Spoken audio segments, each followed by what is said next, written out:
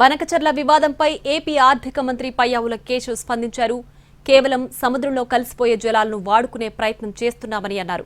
కేటీఆర్, హరీష్ రావు మధ్య ఉన్న రాజకీయ అస్తిత్వ పోరును ఇవాళ రాజకీయ రంగు పులిమి ప్రాంతాల మధ్య సమస్యగా చిత్రీకరిస్తున్నారని ఆరోపించారు.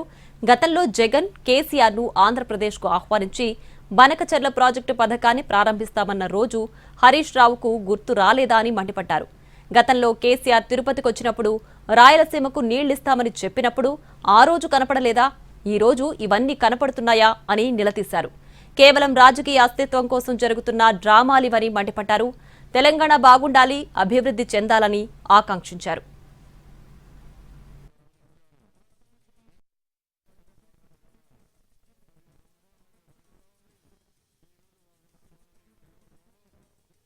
తెలంగాణలో జరుగుతున్నటువంటి రాజకీయ అస్తిత్వ పోరాటమే తప్ప తెలంగాణకు మేము ఎప్పుడు కూడా వ్యతిరేకం కాదు. కేవలం సముద్రం లేకపోతున్నటువంటి జలాల్ని వాడుకునేటువంటి ప్రయత్నం చేస్తున్నాం. కేటీఆర్, హరీష్ రావుల మధ్య ఉన్న అస్తిత్వ పోర్ని ఇవాళ ఒక రాజకీయ రంగు పులిమి ఇదేదో ప్రాంతాల మధ్య సమస్యగా గుర్తిస్తున్నారు.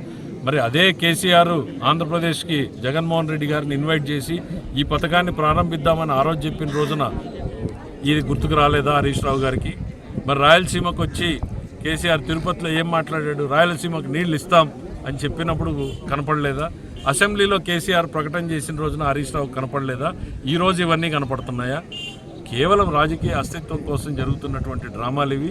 తెలంగాణ బాగుండాలి, తెలంగాణను అభివృద్ధి చెందాలి, సముద్రం లేకపోతున్నటువంటి నీటిని ఆంధ్రప్రదేశ్ కూడా వినియోగించుకోవాలి.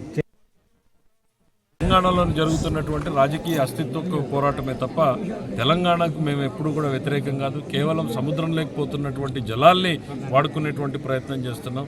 కేటీఆర్, హరీష్ రావుల మధ్య ఉన్న అస్తిత్వ పోర్ని ఇవాళ ఒక రాజకీయ రంగు పులిమి ఇదేదో ప్రాంతాల మధ్య సమస్యగా గుర్తిస్తున్నారు. మరి అదే కేసీఆర్ ఆంధ్రప్రదేశ్కి జగన్మోహన్ రెడ్డి గారిని ఇన్వైట్ చేసి ఈ పథకాన్ని ప్రారంభిద్దామని ఆ రోజు చెప్పిన రోజున ఇది గుర్తుకు రాలేదా హరీష్ రావు గారికి? మరి రాయలసీమకు వచ్చి కేసీఆర్ తిరుపతిలో ఏం మాట్లాడాడు? రాయలసీమకు నీళ్లు ఇస్తాం అని చెప్పినప్పుడు కనపడలేదా?